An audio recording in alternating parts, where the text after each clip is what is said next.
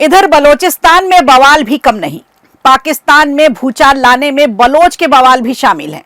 आतंक का पनाहगार पाकिस्तान लगातार मुश्किलों से घिरता जा रहा है। एक और भारत पाकिस्तान में बैठे आतंकियों पर हमले कर रहा है, तो वहीं पाकिस्तान की सेना पर उसके ही बलोचिस्तान में लगातार हमले हो रहे हैं। बलोच लिबरेशन आर्मी यानी बीएलए ने पाकिस्तान की सेना पर एक बार फिर बड़ा हमला किया है और दर्जन भर से ज्यादा पाकिस्तानी सैनिकों को मौत के घाट उतार दिया है। अब सोचने वाली बात यह है कि बलोच लिबरेशन आर्मी और पाकिस्तानी सेना के बीच आखिर लड़ाई क्या है?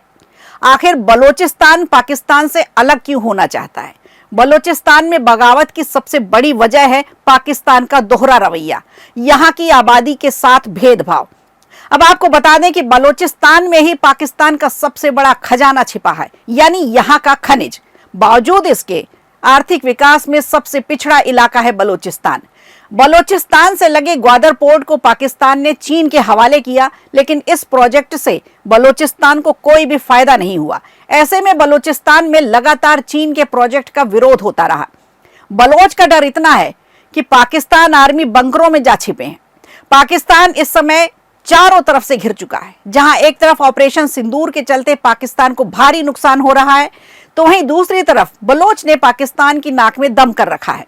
बताया जा रहा है पाकिस्तान का सबसे बड़ा प्रांत यानी बलोचिस्तान में विद्रोह तेज हो गया है। बलोच लिबरेशन आर्मी के लड़ाकों ने बुधवार को पाकिस्तानी फौज पर बड़े हमले को अंजाम दे दिया। इस आत्मघाती हमले में पाकिस्तान की सेना के 15 से ज्यादा जवान मारे जाने की खबर है। ताजा हमला तब हुआ जब पाकिस्तान सेना का काफिला बलोचिस्तान के माच क्षेत्र से होकर गुजर रहा था। हमले के बाद पाकिस्तान आर्मी इलाके से भागकर क्वेटा और डेरा बुगती बैरकों में जाग छुप गई। बताया जा रहा है ये इस साल का 10वां आत्मघाती हमला है। इसके अलावा बीएलए ने यह भी दावा किया है कि उसने 1/3 बलोचिस्तान पर कब्जा भी कर लिया है।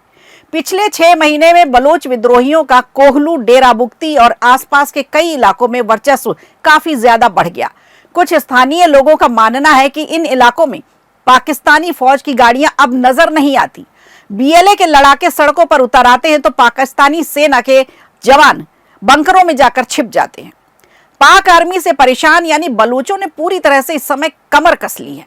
अब पाकिस्तान को उनकी जमीन से खदेड़ रहा है। कुछ रिपोर्ट्स की माने तो 2025 में अब तक 29 बड़े हमले हो चुके हैं, जिन्हें बलोच ने ही अंजाम दिया है।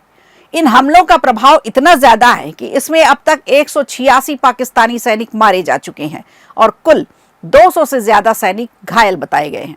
वहीं अगर पिछले 10 साल के आंकड़ों पर नजर डालें तो पता चलता है कि बलोचिस्तान ने एक के बाद एक कुल 710 हमलों को अंजाम दिया। और बलोच का कहर इतना कि पाकिस्तान की आर्मी के अधिकारियों ने तो बलोच में पोस्टिंग लेने से ही मना कर दिया है। पाकिस्तान सेना में टॉप पदों पर कभी भी बलोच लोगों की नियुक्ति नहीं की जाती। अब आइए आपको ये बताते हैं कि बलोचिस्तान बनने और बिगड़ने की कहानी क्या है। दरअसल जब अंग्रेजों का शासन था तो कई भारतीय उपमहाद्वीप में कुछ ऐसी रियासतें शामिल थी जहां ब्रिटिश का सीधा सीधा दखल नहीं था। जब देश आजाद हुआ, रियासतों को 3 तरह के ऑप्शन दिए गए।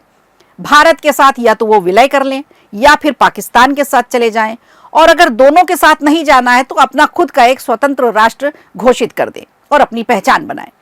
इन्हीं रियासतों में से एक बलूचिस्तान भी रहा, जिसमें कलात, खारान, लौजबुरा और मकरान जैसी रियासतें शामिल थीं।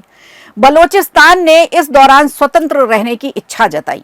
इसके बाद 1947 में मुस्लिम लीग और कलात के बीच एक घोषणा पत्र पर हस्ताक्षर किया गया, जिसमें लिखा था कि कलात की अपनी एक अलग पहचान होगी। मुस्लिम लीग ने कलात की स्वतंत्रता का सम्मान करने की बात कही। तभी इधर बलूचिस्तान की आजादी का ऐलान हो गया। हालांकि साल 1948 में पाकिस्तानी सेना ने धोखा करते हुए एक अभियान चलाया और कलात समेत पूरे बलूचिस्तान पर कब्जा कर लिया। तब से ही बलूचिस्तान यहाँ की आर्मी और पाकिस्तान से खार खाए बैठी है और अपनी आजादी की लड़ाई लड़ रहा है। ऐसे में अब देखना होगा कि पाकिस्तान की उल्टी गिनती कब खत्म होती है और क्या बलूचिस्तान को अपनी स्वतंत्रता, अपनी आजादी मिल पाती है। वीडियो अच्छा लगा हो तो लाइक कीजिए, शेयर कीजिए और कमेंट बॉक्स में हमें जरूर बताइए।